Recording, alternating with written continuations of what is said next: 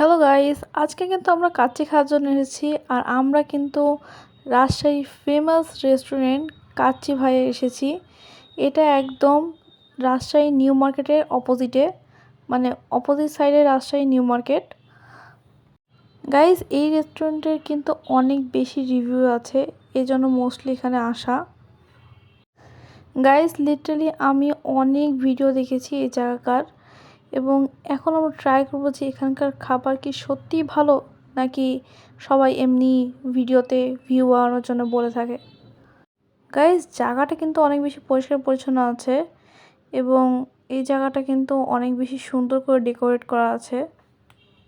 যদি ক্লিননেসের দিক থেকে বলুন তাহলে এই জায়গাটা বেস্ট। এবারটা আমরা খাবার ট্রাই করব।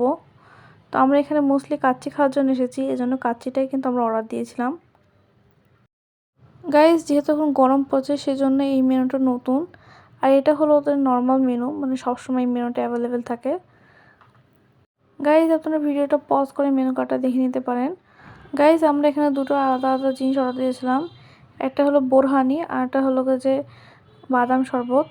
তো গাইস, দুটোই আমার কাছে মোটামুটি লেগেছে খেতে, আর এটা তো আমার কাছে একদমই ভালো লাগেনি। গাইস, আমার কাছে এটা কেন ভালো লাগেনি সেটাও আমি বলে দিই। কারণ প্রথমত আমি লাচ্ছি খাই না, দ্বিতীয়ত আমি দইও খাই না।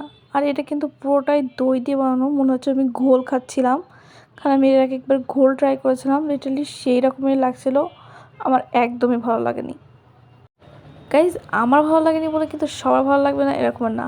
আমি খাইনি, কিন্তু যে অর্ডার করেছিল তার কিন্তু অনেক ভালো লেগেছে। গাইজ, বাদামের শরবতটা সবারই ভালো লেগেছে, আমারও ভালো লেগেছে। আমি বাদাম খাই না, কিন্তু তাও আমার কাছে ভালো লেগেছে। গাইজ, ফাইনালি এখন চলে এসেছে যার জন্য আমরা মোস্টলি এখানে এসেছি, সেটা হলো যে এখানকার কাচ্চি খাওয়ার জন্য। গাইজ, কাচ্চিটা কিন্তু অনেক বেশি আপনার ঝরঝরা ছিল রাইসটা, এবং মাংসটাও অনেক বেশি সফট ছিল। গাইজ, আমরা কিন্তু এর সাথে জালি কাবাবও অর্ডার করেছিলাম।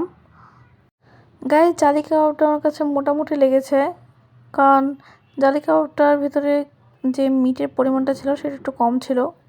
গাইজ, আসলে বাসায় যখন আম্মু কাবাব বানাতো তখন কিন্তু কাবাবের ভেতরে অনেক পরিমাণ মাংস দেওয়া থাকতো, কিন্তু যে এখানে মাংস যা কম আর অন্য সব কিছু বেশি বেশি দেওয়া ছিল।